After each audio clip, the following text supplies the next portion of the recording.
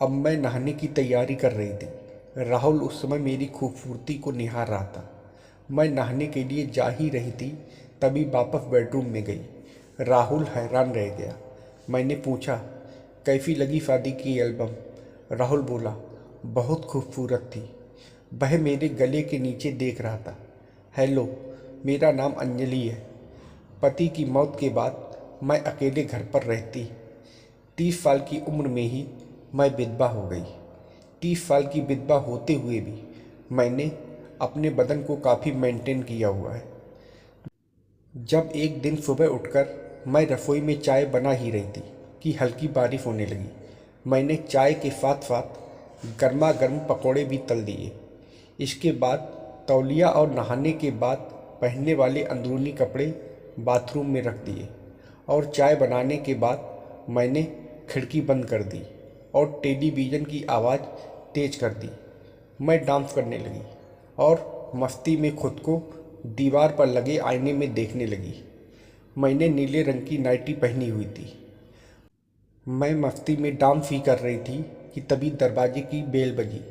मैंने उठ के टीवी की आवाज़ कम कर दी और एक दुपट्टा सिर पर रख लिया। मैंने दरवाज़ा खोला। बाहर कोरियर वाला था। 20 साल का एक जवान लड़का खड़ा है। वह कहने लगा, कोरियर है, अंजलि के नाम से। मुझको याद आया कि मैंने ऑनलाइन शॉपिंग से अपने लिए एक सूट बुक किया है। मैं बोली, मेरा ही नाम है। उस लड़के ने दस्तखत करने के लिए मुझे पेन दिया। पेन देते समय उसके हाथ मेरी उंगलियों को छू गए। मैंने एक नज़र उसकी ओर देखा और दस्तखत कर दिए।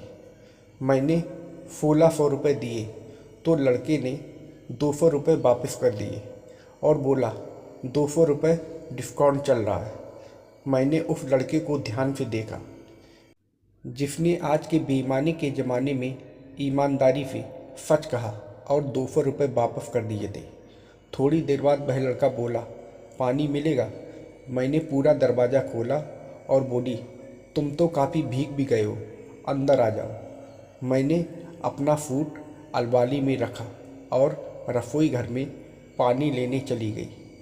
मैंने अपनी छाती से दुपट्टे को अलग कर दिया। कुछ देर बाद मैंने लड़के को पानी दिया था। पानी देते समय जैसे ही मैं थोड़ा झुकी तो लड़के की नज़र मेरे उभारों पर जा टिकी। उसमें उसकी आंखें बड़ी बड़ी हो गईं। पानी पीते पीते वह लड़का नज़र दबाकर मेरे को देख रहा था कि अचानक उसने छींक दिया। तो मैं बोली, तुम्हें तो सर्दी लग गई है, अभी तो बारिश भी तेज़ है, तुम चाहो तो थोड़ी देर यहाँ रुक सकते हो। तुम्हारे कपड़े भी काफ़ी भीग गए हैं, वैसे चाहो तो बाथरूम में जाकर फ्रेश हो सकते हो। वह लड़का बाथरूम में चला गया। दरवाज़ा बंद करके लाइट जलाई तो वहाँ मेरे नहाने के लिए तौलिया और अंदरूनी कपड़े पहले से ही रखे हुए थे। लड़के ने कमीज निकालकर उसने उस तौलिए को पहले चूमा, फिर उसी से अपने बदन को पोंछा। उसने मेरे ब्रा को अपने हाथ में लिया ही था कि तभी दरवाजे पर दस्तक हुई। उसने ब्रा को वहीं रख दिया और थोड़ा सा दरवाज़ा खोला। मैंने उसको पीले रंग का कुर्ता दिया और बोली, यह लो, इसे पहन लेना।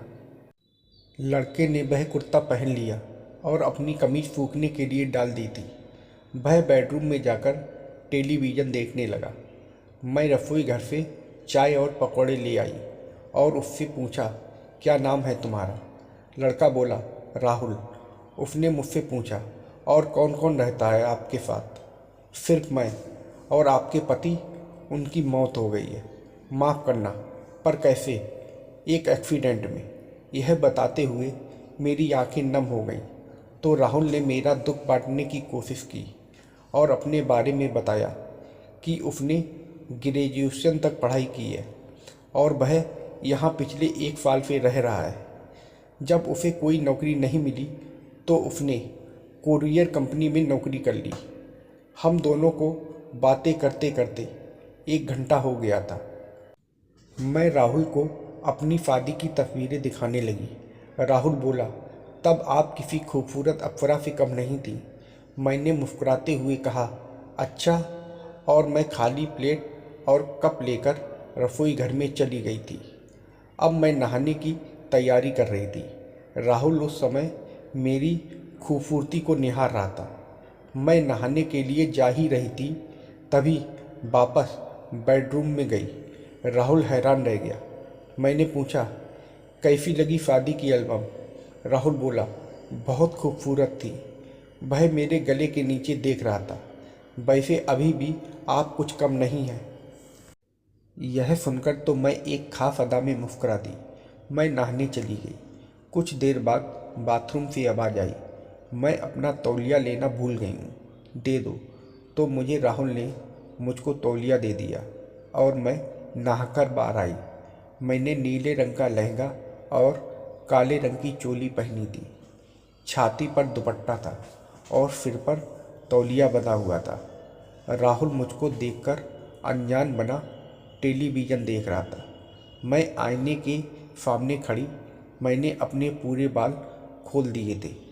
खुले हुए लंबे बाल मेरी खूबसूरती को बढ़ा रहे थे।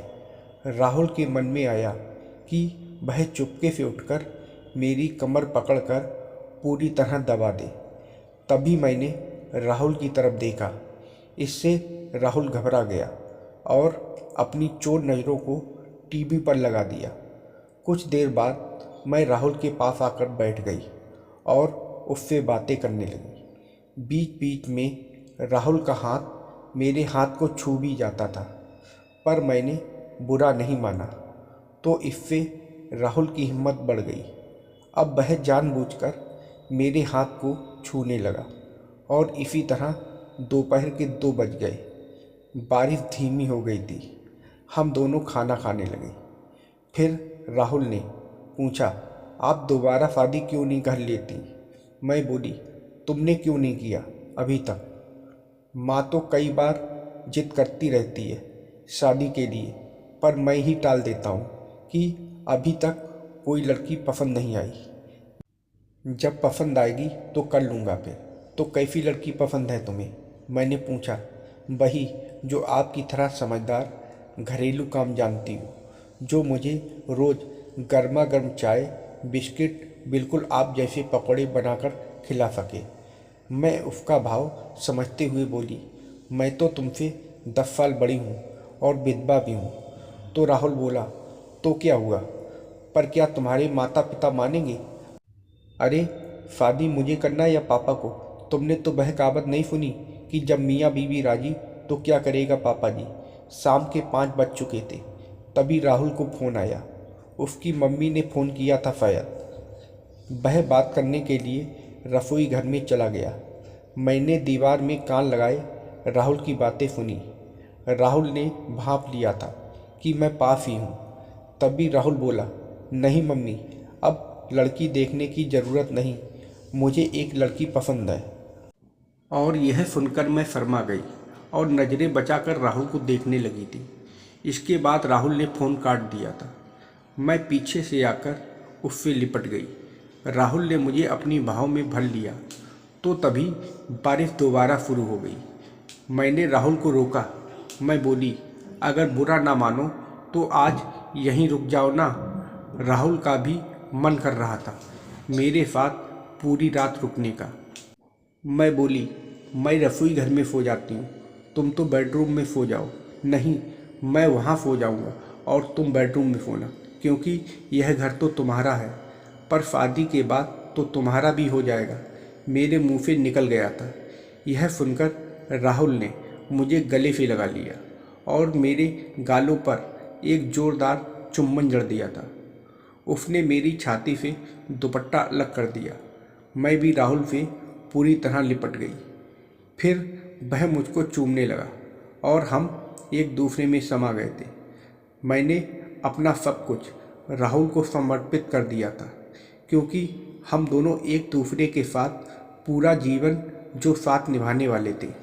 तो दोस्तों, आप लोगों को यह कहानी कैसी लगी कमेंट करके ज़रूर बताइएगा और वीडियो को लाइक और सब्सक्राइब करना मत भूलिएगा। वीडियो को देखने के लिए आप लोगों का बहुत बहुत धन्यवाद।